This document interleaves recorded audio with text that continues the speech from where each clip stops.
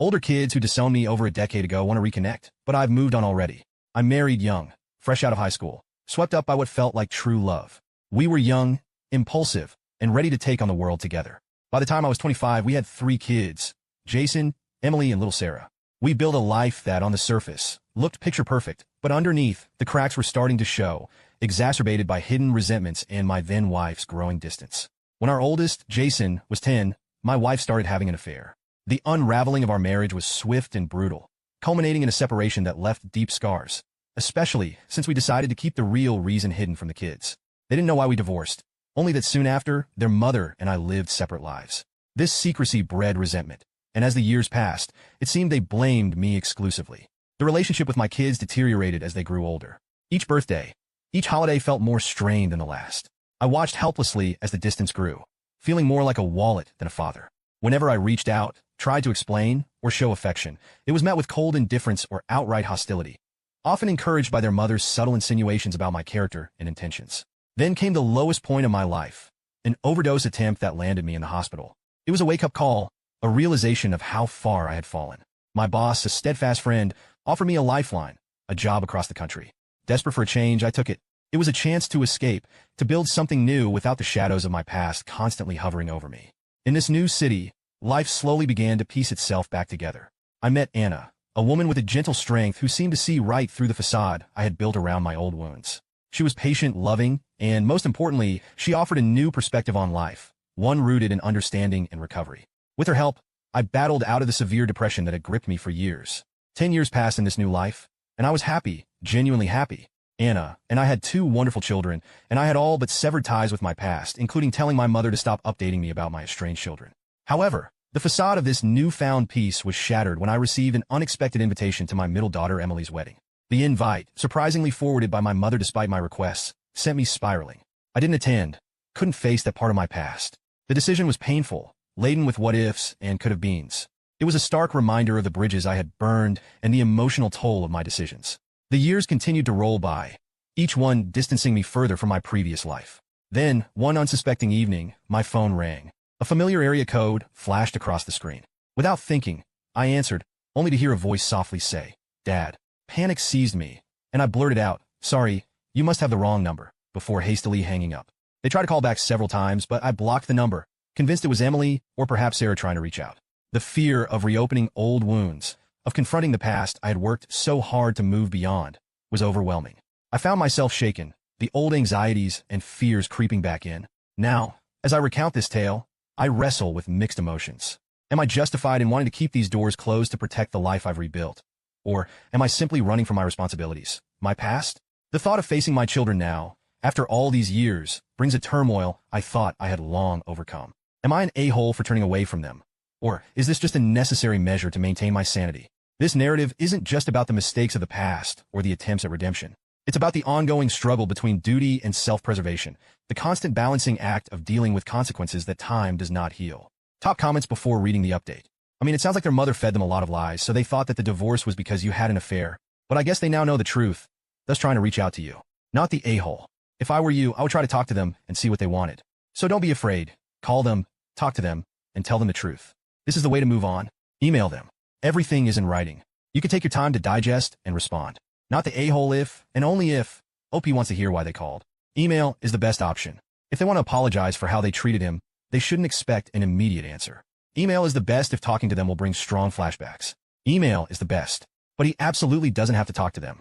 When they were degrading him, they were adults, and any adult knows there are 2 sides to every story. They were victims of excessive lies, but they became bullies and abusers themselves. Driving someone to self-harm takes a lot of effort. He owes nothing to them.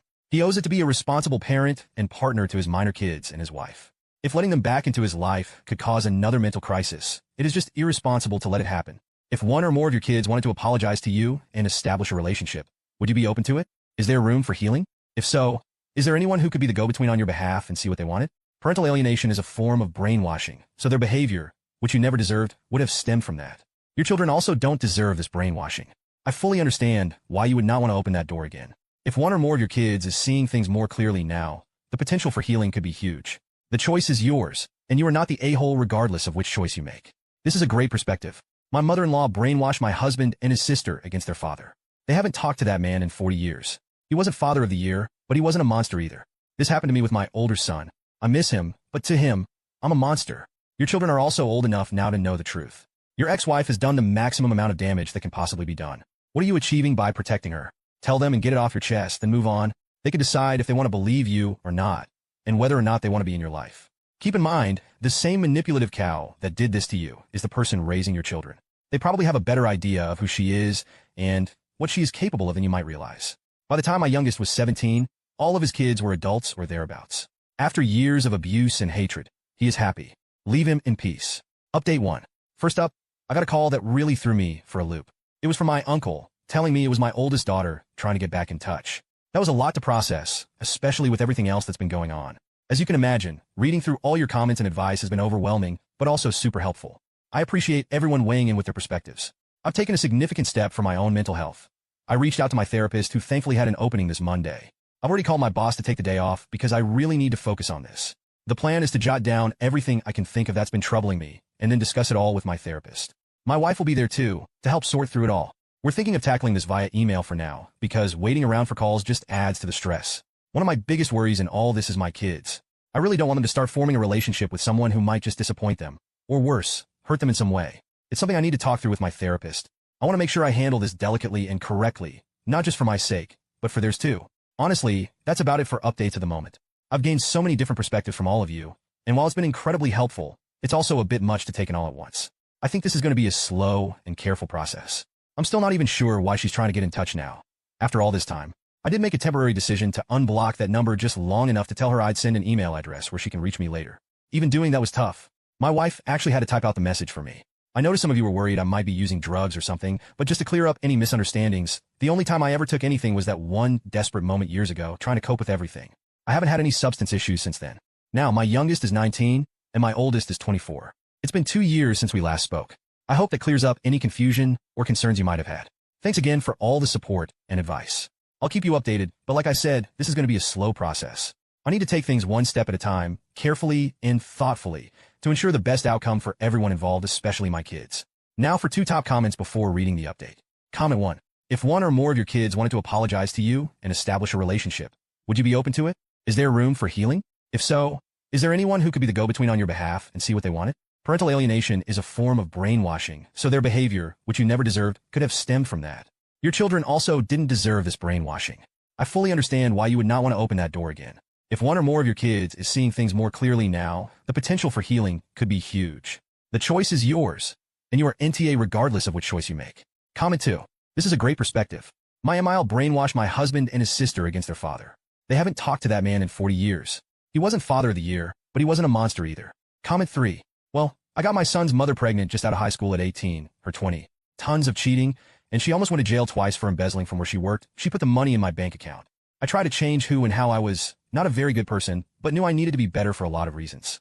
Tons of other things to mention, but I digress. His mom would call and say he wanted to see me, so I would drop everything and spend time with him. Things were very standoffish from him because, of course, he wasn't around me all the time and only knew of me from what his mom had told him. He would ask questions, and I would answer them if I could. Some were about things his mom said. If it wasn't true, I would just say, I remember things differently, and leave it at that. Back to Mom. When things ended with us, I had found out she had a threesome. I went to her house late at night and did something I shouldn't have. Not violent, just confrontational. I told her when he turned 18, I was going to tell him everything that went on, and he would know the truth.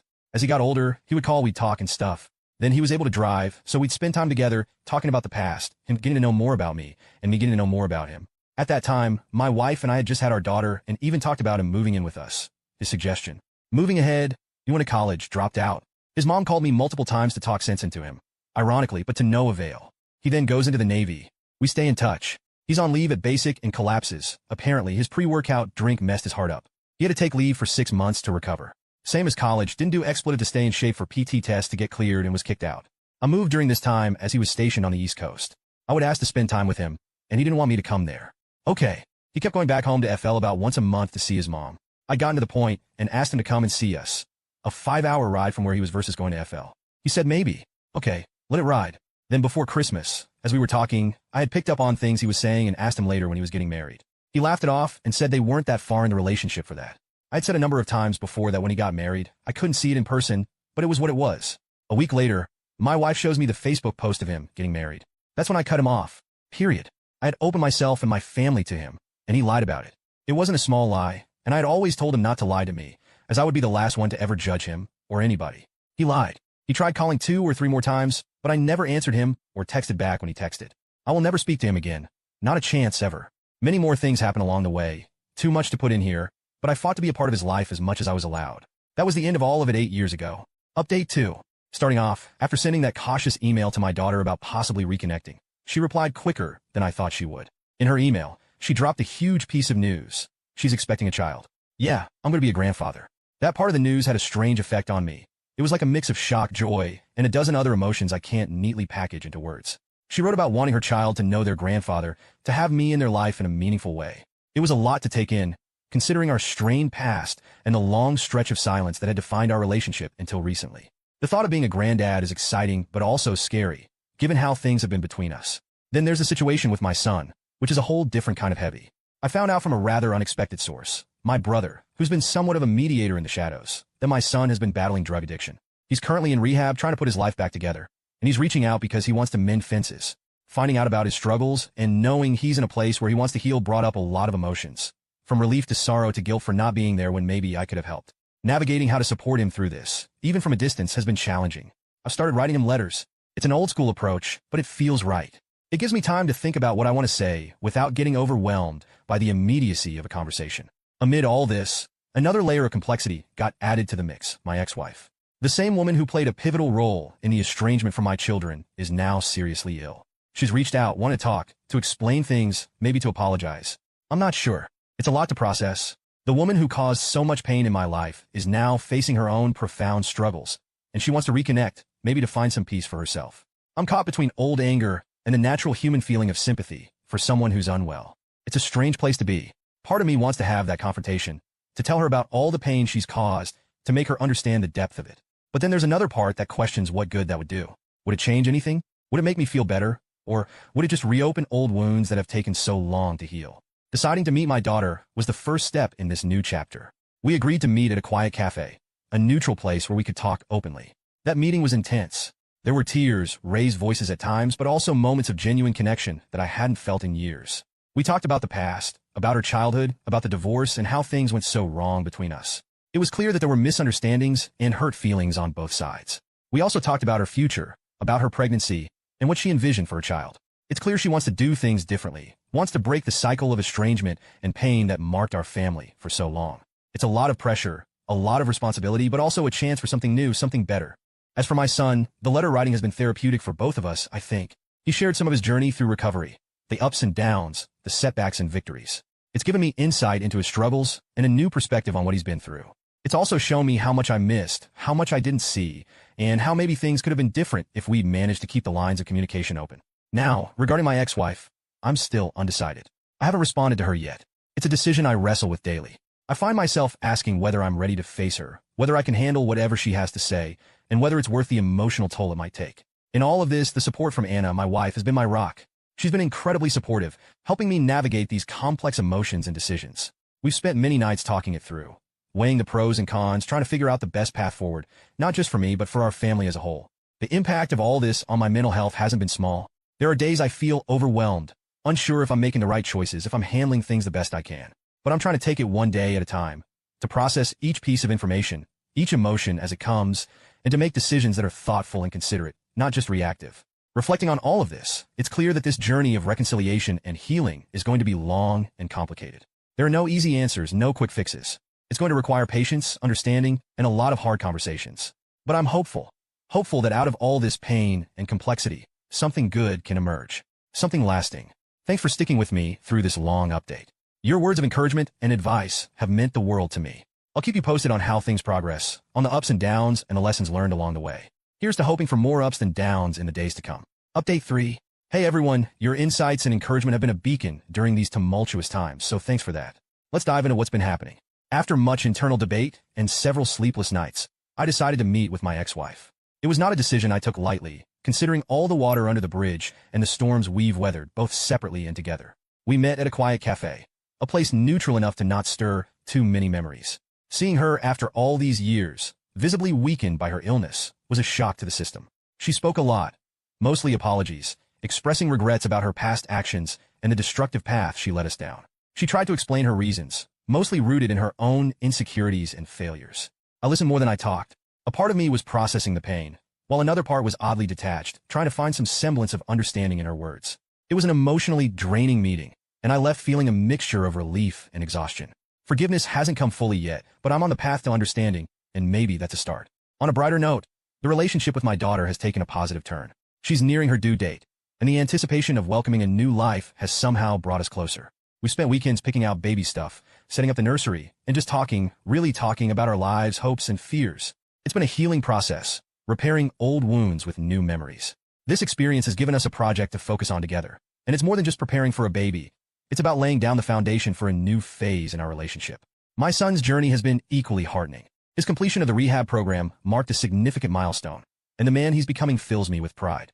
We've been meeting up regularly, taking it slow, and allowing ourselves the space to explore this new dynamic. He's been joining family dinners, and seeing him interact with his siblings has been reassuring. There's awkwardness, sure, but beneath that, there's a genuine effort on all sides to connect, which is more than I could have hoped for. Anna, my incredible wife, has been nothing short of amazing through all of this. Her support isn't just in the big gestures, but also in the quiet moments when I've needed it most. Her growing relationship with my children from my previous marriage is developing at its own pace. It's cautious, yet there's a mutual respect that I believe can blossom into something meaningful with time.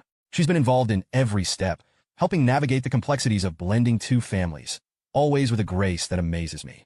One of the unexpected joys has been the interest from my younger kids in getting to know their older half-siblings. They ask questions, show a keenness to connect, and have brought a lightness to family gatherings that might otherwise have been tense.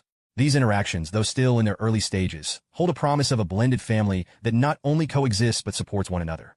Mentally, I'm in a much better place. Regular therapy has been transformative, providing me not just with coping mechanisms, but also with insights into my own behaviors and fears. Learning to forgive others has been challenging, but learning to forgive myself has been another journey altogether. Each session, each conversation, helps peel back layers of guilt and regret, replacing them with something a little more like hope.